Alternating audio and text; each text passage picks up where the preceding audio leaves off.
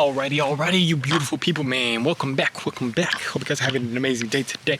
In this video, what we're going to be talking about is how you guys, you, can get into not fearing our emotions, not fearing our thoughts, and allowing ourselves to push into better and better places that we would have feared before, places that we thought were impossible for us to go into before, when we were fearing our emotions and fearing our thoughts. Now, this is something that I'm learning currently from this book called Letting Go. And in this book, he's basically talking about the fact that we are not our thoughts. That's the highest paradigm. That's one of the high paradigms, whatever you want to call it, that we can think about. We are not our thoughts. We are not our emotions. We are not our feelings. Nothing. We have a deeper self, which God even tells us we have a deeper self, our being that is in God, that is our best self, that we need to start to identify with instead of identifying with those thoughts that we have. Sometimes our thoughts are going to be negative. Sometimes our emotions are going to be negative. They're going to tell us that we hate people. We're going to think about freaking punching somebody. We're going to think about somebody comes across in the middle of the road, they'll come across us, cut us off. We think about freaking honking at that person. We think about getting up out of the car, throwing that person out the car, slamming on their freaking face. Now, I'm not saying that that's like a normal thought, but we can think about stuff like that. And sometimes we'll identify with that thought, or we're just thinking negative about certain people because of what they say. And when you identify with that thought, all of a sudden you start thinking that that's who you are. But in this book, he tells us that we have a deeper being. And once we start identifying with the person that is witnessing the thoughts, instead of actually identifying with the thoughts, is so powerful, it's so freeing, it's so liberating. And what you start to do once you start to get away from that, he says, it's not necessarily the thoughts, the fact that you fear, the fact of like you having to go somewhere. Like, let's say you're going somewhere that's going to be uncomfortable. It's not the fact that you have to go to that place that makes you uncomfortable.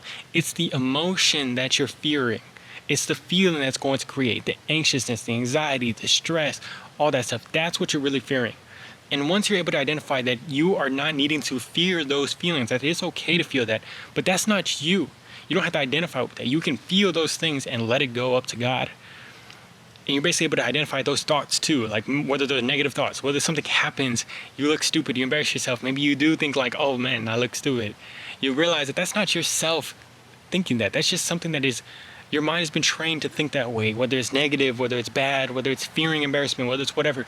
But we can get into our higher self, which is of God, is loving, peaceful, joyous, and thinks in a collaborative way where it's like, I made a mistake, so what? Who cares? It's funny, and it's going to help me grow closer to God. Something as simple as that. You start to train your inner being and getting that out of your inner being, whether that's through meditations, whether that's getting closer through the Bible, reading about God, reading about letting go. There's books like that. And being able to know that that's who we are identifying with. That's our inner being, who we really are. And it's crazy because what he says is that once you start to get into that, you start not fearing those feelings. And I've felt this myself.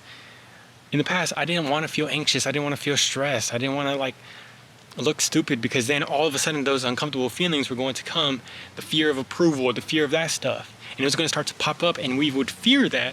But now it's like, it's okay to feel that. I accept that. I can surrender that to God, and I'm going to continue to walk in my path with God, to continue to try to surrender that as best I can.